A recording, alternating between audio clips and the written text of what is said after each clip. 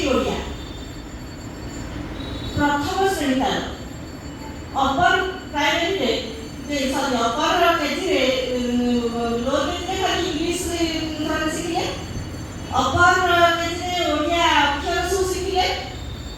ବର୍ତ୍ତମାନ କ୍ଲାସ 1ରେ ସେ ସମସ୍ତ ମାତ୍ରା ଶିଖିଗଲେ।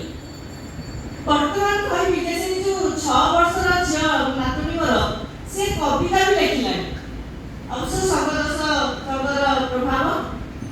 ତେଣୁ ସେ ଭାଷଣ ଏତେ ସୁନ୍ଦର ଦେଉଛି ଯେ ଆପଣମାନେ ଆଶ୍ଚର୍ଯ୍ୟ ହେବେ, କାହିଁକି ନା ତାଙ୍କର ଷ୍ଟାଣ୍ଡାର୍ଡଟା ସେଇଆ। କ୍ଲାସର ପାଠପଢ଼ାର ଷ୍ଟାଣ୍ଡାର୍ଡ ଯଦି ଭଲ ହବ ତାହେଲେ ପିଲାମାନେ ନିଶ୍ଚିତ ଭାବରେ ଉନ୍ନତି କରିବେ। ଆମର ଓଡ଼ିଆ ଭାଷାକୁ ଆମର ସାଧାରଣତଃ ବହୁତ ତଳକୁ ନେଇ ଯାଉଛନ୍ତି। ମାନେ ପିଲାମାନେ ଯଦି କିଛି ଜାଣିବେନି, କାହିଁ ଜାଣିବେନି, ପିଲାମାନେ ସବୁ ଜାଣୁଛନ୍ତି। ଯେମିତି ବର୍ତ୍ତମାନ ମୋର ଗୋଟେ କବିତା ଆଲୋଚନା ହେଇଥିଲା ସୁଷମାଲେଖା, ସେ ଯୋଉ ପଏଣ୍ଟ ଗୁଡ଼ାକ କହିଲେ ଯଦି ଶିଶୁ କବିତା ହୁଏ ତାହେଲେ ସେ ପଏଣ୍ଟ ଗୁଡ଼ା ସବୁ କାଟ ଖାଇଯିବ। କିନ୍ତୁ ବର୍ତ୍ତମାନ ପିଲାମାନେ ଆମର ସାଧାରଣ ସ୍ତରରେ ନାହାନ୍ତି, ଅସାଧାରଣରୁ ଅସାଧାରଣର ଆହୁରି ଉପରେ ଅଛନ୍ତି। କାହିଁକି ନା ଆମେ ସବୁ ଯେତେବେଳେ ମା ହେଇଥିଲୁ ଆମ ଗର୍ଭସ୍ଥ ସନ୍ତାନ ଯେତିକି ଜ୍ଞାନ ପାଇଥିଲା, ବର୍ତ୍ତମାନ ଯୋଉ ଛୁଆମାନେ ଜନ୍ମ ହେଉଛନ୍ତି ସେମାନେ ଇଣ୍ଟରନେଟରୁ ଯୋଉ ଜ୍ଞାନ ତାଙ୍କର ମାଙ୍କ ଗର୍ଭକୁ ଯାଉଛି, ତାଙ୍କର କାନରେ ଯୋଉ ଜ୍ଞାନ ପ୍ରବେଶ କରୁଛି, ବା ଆମର ଯୋଉ ମୋବାଇଲ ଯୁଗରେ ମୋବାଇଲ ଦ୍ୱାରା ସେମାନେ ପ୍ରଭାବିତ ହେଉଛନ୍ତି, ସେତେବେଳେ ତାଙ୍କର ଜ୍ଞାନ କାହିଁକି କ'ଣ ନା ଆମେ ସେ ପିଲାମାନଙ୍କୁ କାହିଁକି ଏତେ ତଳେ ରଖିବା? ମୋର ଯୁକ୍ତିଟା ସେଇଆ ଯେ ମୁଁ କହିବା କଥା ଯେ ଆମର ପିଲାକୁ ଆମେ ଏତେ ତଳ ସ୍ତରରେ କାହିଁକି ରଖିବା? ଆମେ କାହିଁକି ଆମ ଓଡ଼ିଆ ପିଲାକୁ ସେଇଭଳିଆ ସ୍ତରକୁ ନ ନେବା? ମୁଁ ଯେତେବେଳେ ହେଡମିଷ୍ଟ୍ରେସ୍ ଥିଲି ସେତେବେଳେ ଓଡ଼ିଆ ଖାତା ଲେଖା ହେଉଥିଲା ମେଟ୍ରିକର, ଯେତେବେଳେ ଚିଫ୍ ଥିଲି ମୁଁ କହୁଥିଲି ପିଲାମାନଙ୍କୁ 80 ବେଳେ 90 ପର୍ଯ୍ୟନ୍ତ ନମ୍ବର ଦିଆଯାଉ। କାହିଁକି ସେ 60ରୁ କାହିଁ କଟି ଦେଉଛ? କାହିଁକି 70 ହେଲା ମାନେ ଚିଫ୍କୁ ଦେଉଛ? ତମେ 80 85 90 ପର୍ଯ୍ୟନ୍ତ ମାର୍କ ଦେଇପାରିବ। ଯଦି ଇଂଲିଶ ମିଡ଼ିୟମ ସ୍କୁଲର ପିଲାମାନେ ଯଦି ଯାଇପାରିବେ ସର୍ଭିସ ସ୍କୁଲରେ ବହୁତ ପିଲା ତିନିଟା ପାଠ ପଢ଼ୁଛନ୍ତି ଇଂଲିଶ ମିଡ଼ିୟମରେ, ଓଡ଼ିଆରେ ସେମାନେ ଯେଉଁ ଷ୍ଟାଣ୍ଡାର୍ଡ ଲେଖିଛନ୍ତି, ଅବଶ୍ୟ ମୁଁ ସେମାନଙ୍କୁ ଯେତିକି ମଡ଼େଇଥିଲି ସେମାନେ ସେତିକିଟା ଭଲ ଲେଖୁଥିଲେ ସତ, କିନ୍ତୁ ତାଙ୍କର ଯେତେ କମ୍ ଷ୍ଟାଣ୍ଡାର୍ଡର ପିଲା ସେମାନେ ସବୁ ମଧ୍ୟ 80 50 90 ପର୍ଯ୍ୟନ୍ତ ନମ୍ବର ରଖୁଥିଲେ। ମୋ ଝିଅ ବୋଧେ 99 ରଖିଥିଲା ଓଡ଼ିଆରେ। ଯଦି ପିଲାମାନେ ଇଂଲିଶ ମିଡ଼ିୟମ ପିଲାମାନେ ଯଦି ନ ଲେଖି ପାରିକି ଏତେ ନମ୍ବର ପାଉଛନ୍ତି, ଆମ ଓଡ଼ିଆ ପିଲାକୁ ଜବରଦସ୍ତି ଦାବି ଦିଆଯାଉଛି, ତାହେଲେ ଆମ ଓଡ଼ିଆ ମୁଖ୍ୟ କେମିତି? ମୋର ସେଇ ଯୁକ୍ତିଟା ସବୁବେଳେ ରହିଛି, ଆମର ଏବେ ମଧ୍ୟ ରହିଛି ଆଉ ରହିବ ମଧ୍ୟ। କାହିଁକି ନା ମୁଁ ଚାହେଁ ଯେ ଓଡ଼ିଆ ମାନେ ଉପରକୁ ଉଠନ୍ତୁ। ଆଉ ଗୋଟେ ପଏଣ୍ଟ କରିବି, ଅନ୍ୟ ରାଜ୍ୟକୁ ଗଲେ ପ୍ରତ୍ୟେକ ବିଷୟକୁ ପିଲାମାନେ ଓଡ଼ିଆରେ ପଢ଼ନ୍ତି, କଲେଜରେ ମଧ୍ୟ ସରି ତାଙ୍କ ମାତୃଭାଷାରେ ପଢ଼ନ୍ତି। ତାହେଲେ ଆମର ପିଲା ଇଂରାଜୀରେ ସାମାନ୍ୟ ଭୁଲ କରିଦେଲେ ତାକୁ ଫେଲ୍ କରିଦିଆଯାଉଛି, ମାତୃଭାଷାରେ ସାମାନ୍ୟ ଭୁଲ କରିଦେଲେ ଫେଲ୍ କରିଦିଆଯାଉଛି। କ'ଣ ପାଇଁ ଆମେ ଓଡ଼ିଆ ହେଇକିରି ଓଡ଼ିଆ ମାନଙ୍କ ପ୍ରତି ଏତେ ଅସୁବିଧା ଆଣିବାର ମୋର କାରଣ? ମୁଁ ଚାହେଁ ବା ମୋର ଇଚ୍ଛା ଯେ ଆପଣମାନେ ଯଦି ଏଭଳିଆ କର୍ମଶାଳା କରୁଛନ୍ତି ତାହେଲେ ଓଡ଼ିଆ ଭାଷାକୁ ତଳକୁ ନ ନିଅନ୍ତୁ।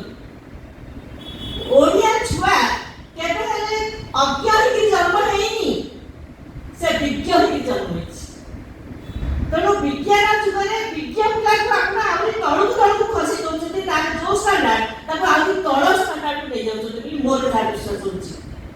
ଆଉ ମୁଁ ଯାହା ପ୍ରମାଣ ପାଉଛି ଏଇଟା ମୁଁ ପ୍ରମାଣ କରିକି ଆପଣଙ୍କୁ ଦେଖେଇଦେବି। ଆଉ ପିଲାମାନଙ୍କୁ ଆଣିକି ମଧ୍ୟ ଆପଣଙ୍କ ଆଗରେ ଠିଆ କରିନେବି। ସେ ପିଲା ଓଡ଼ିଆରେ କେମିତି କବିତା କହିପାରୁଛି, ସେ ପିଲା କେମିତି ଓଡ଼ିଆରେ ଗୀତ ଗାଇପାରୁଛି, କେମିତି ବକ୍ତୃତା ଦେଇପାରୁଛି। ତାହେଲେ ତାର ଲେଖା ଷ୍ଟାଣ୍ଡାର୍ଡ ଯଦି କହିବା ଷ୍ଟାଣ୍ଡାର୍ଡ ଏତେ ଅଛି, ଲେଖା ଷ୍ଟାଣ୍ଡାର୍ଡ ବି ଶିଖା ଯାଉଛି କ୍ଲାସରେ, ତାହେଲେ ଆମେ କାହିଁକି ଘରେ ବାପା ମା ମାନେ ଟିକେ ସାହାଯ୍ୟ କରିକି ତାକୁ ଆଉ ଷ୍ଟାଣ୍ଡାର୍ଡ ନ ବଢ଼େଇବା? ତା ଭିତରେ ଅଛି ଯୋଉ ପୋଟେନ୍ସିଆଲିଟି ଅଛି ତାକୁ ଆମେ ଆଉ କାହିଁ ନ ଉଠେଇବା? ଆଉ ଜବରଦସ୍ତି ଶିଶୁ ଶିଶୁ ଶିଶୁ ମାନେ କି ଶିଶୁ?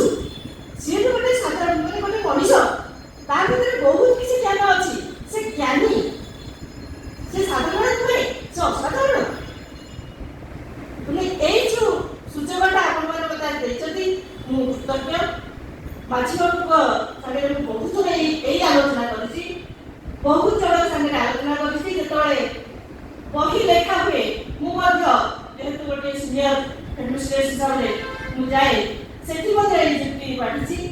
ତ ସମସ୍ତଙ୍କର ଗୋଟେ ସେଇ ଗୋଟେ ଧାରଣା, ମାନସିକତା ଯେ ନାଇଁ ଶିଶୁମାନେ ଏଇଆ ଶିଖିବେ। କାହିଁକି ଏଇଆ ଶିଖିବେ? କାହିଁକି ସବୁଟା ଶିଖିବେ? ଏଇ ତ ମଦର ପବ୍ଲିକ ସ୍କୁଲରେ ସବୁ ଶିଖା ହଉଛି, କ୍ଲାସ୍ 1 ପିଲା ସବୁ ଶିଖିଲେଣି। ତାହେଲେ ଯଦି ସେମାନେ ପିଲାମାନଙ୍କୁ ସବୁ ଶିଖେଇ ଦେଇ ସାରିଲେଣି, ଆମ ପିଲା ମଧ୍ୟ କ୍ୟାପଚର କରୁଛନ୍ତି, ତାକୁ ଗ୍ରହଣ କରୁଛନ୍ତି, ମନେ ରଖୁଛନ୍ତି, ବ୍ୟବହାର କରୁଛନ୍ତି, ତାହେଲେ ଆମେ କାହିଁକି ଆମେ କହିବା ଯେ ଆମ ପିଲାମାନଙ୍କୁ ସେଇ ମାତ୍ରାହୀନ ଶବ୍ଦ ଖାଲି ଦବା, ମାତ୍ରା ଜମା ରହିବନି, ଖାଲି ସେଇ ଅକ୍ଷର ବୋଧେ ଆମେ ଶବ୍ଦ ତିଆରି କରିକି ପିଲାମାନଙ୍କୁ ଦବା ଶିଶୁମାନଙ୍କୁ? କାହିଁକି? ଆମ ପିଲାମାନଙ୍କୁ ସବୁ କରୁଛନ୍ତି। ଆମର ଯୋଉ ପୂର୍ବ ଶୁଣିବାରେ ଯୋଉ କବିତା ଲେଖିଛନ୍ତି, ଆମେ ଯୋଉ ଛୋଟ ପିଲା କ୍ଲାସ୍ 5 ଭିତରେ ଯୋଉ ଥିଲା ଆମର ବହି, ମୋ ଝିଅ ଯୋଉ ପଢୁଥିଲା 2 ପା ଜନମଭୂମି, ସେଟା ଏତେ ସାଧାରଣ ଥିଲା ବୁଝିବା? 2 ପା ଜନମଭୂମି ପବିତ୍ର ଭାରତଭୂମି ତୋର ସନ୍ତାନ ଆମେ ଅକୁଶଳରେ, ତୋର ସୁଚରଣ ସୁବା ପାଇ ତୋର ପ୍ରାଣ ରୂପା, ଗାଇବା ତୋର ନାମ ଆନନ୍ଦ ରହେ, ତୋର ହୋଇବା ଖୁସି, କାନ୍ଦିବା ଦୁଃଖରେ ତୋର ହୋଇବା। ମାନେ ଏତେ କେତେ ଭାବ ଗର୍ଭ।